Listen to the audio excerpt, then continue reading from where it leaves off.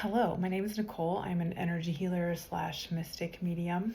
And this video is to go over some points with you of how to be able to identify whether there's another non-physical being around you in your space, in your home, um, that's easier than you might think, but you just have to pay a little bit more attention. It's all about paying attention to the silence and to the little moments. One of the first ones, sorry, this is my first video, so I don't have cool things to flash or to show behind my head. One of the first ones is smell. Some mediums are stronger with their sense of smell. Everyone has their certain gift and certain senses, but I've noticed, it doesn't matter what I've noticed, but anyway, like if I'm in a room and I suddenly start to smell, like let's just say cigar smoke, but there's no one smoking in the room, you haven't been around anyone that smokes cigars, but you get a very pungent smell and it's kind of coming out of nowhere, that can be a sign that there's a spirit around. I did a session one time and I immediately started to smell cigar smoke, and it turned out to be the client's grandfather that had passed away, and he was known for smoking cigars. So when you get a strong pungent smell kind of out of nowhere, that can be an indication. When I say spirits or entities, there's good energies, there's good entities, there's good spirits, and there's bad spirits. I mean, there's like lower frequencies and higher frequencies. So these tips can help you recognize all of the things in between the spectrum. And then the second thing I would say is when the air feels different around you. So like, if people talk about their hair going up on their skin, or you're just walking through a space and one corner of the room feels cold or it feels stuffy, or all of a sudden you kind of feel suffocated. Generally, the cold and the suffocated and the stuffy is an indication of a lower frequency. But changes in the air around you, starting to pay attention to that, you'll start noticing that more. And generally with those pockets, it's either there's a portal there allowing multiple things through, or it's just one entity or one being in that particular spot. Yeah.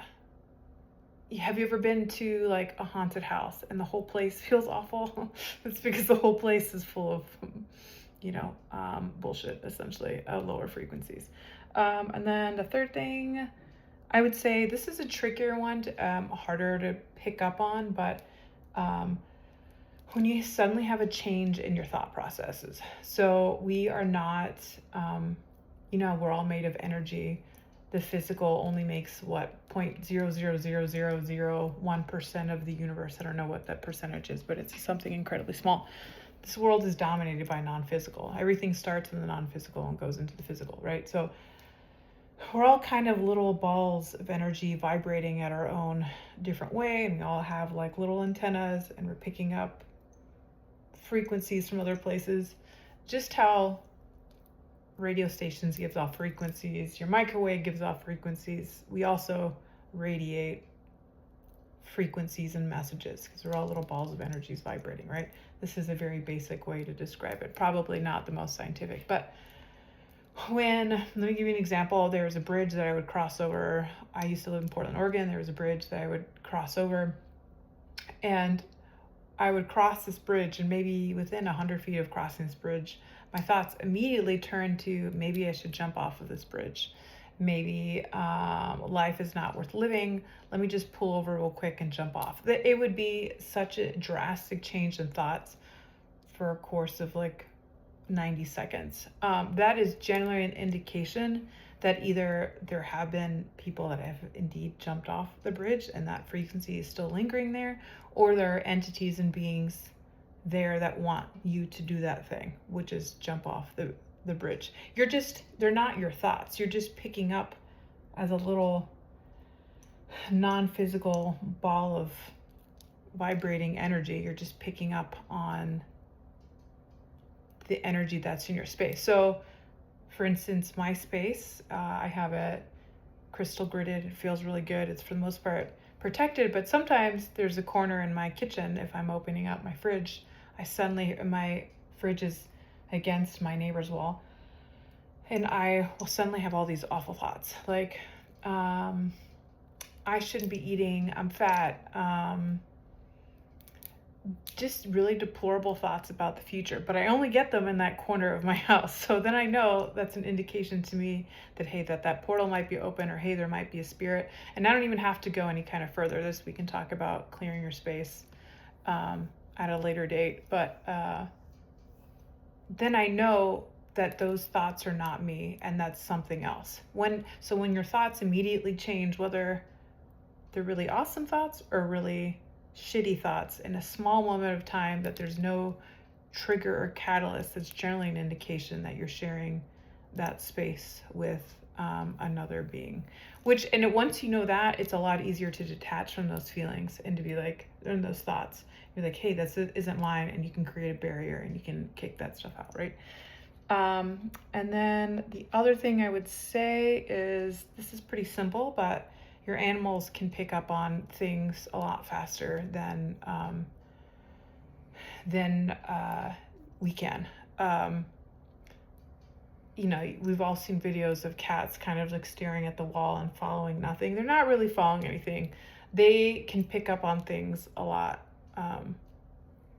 easier than you and I can, because we're being inundated with all these other frequencies and distractions in this matrix. It's very hard to kind of hone in on something very specific, but animals are not as distracted, and they can pick up on these things faster than you and I can. So if your dog starts barking in the corner for no reason, and there's like nothing there, I would just advise you to go ahead and pay attention to the fact that your dog is barking. I think I mentioned on this earlier, but if you walk into a space and you just feel stuffy, like you feel like, even though there might be just two of you there, but it feels like there's a lot of people in there, that's generally a sign that there are spirits there, because they are also taking up the space. Like, I never go to graveyards for many reasons, but to me, it's not quiet.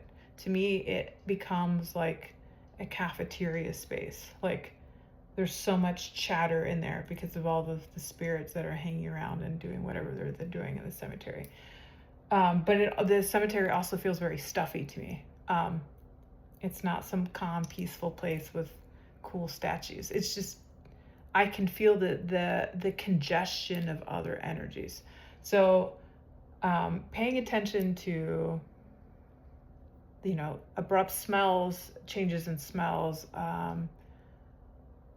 changes in the texture of the air around you, whether it feels stuffy or cold or hot, and then paying attention to your thoughts.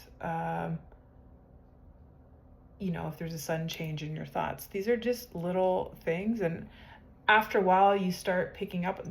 I'm not telling you these things to be afraid, because the reality is we share this planet with so many other non-physical beings. It's ridiculous. This is not like something for you to be constantly fearful of, if there's something behind you or not, but this is a good way to help you discern what thoughts are yours and what thoughts are other people's, and also to give you more autonomy and more power, that you have the ability to kick these entities, beings, out of your space. Or vice versa, if someone has passed and it's a loved one, knowing these indicators will also help you kind of pick up if a loved one is in your space. So yeah, I hope this is helpful, and I plan to do more of these videos in the future.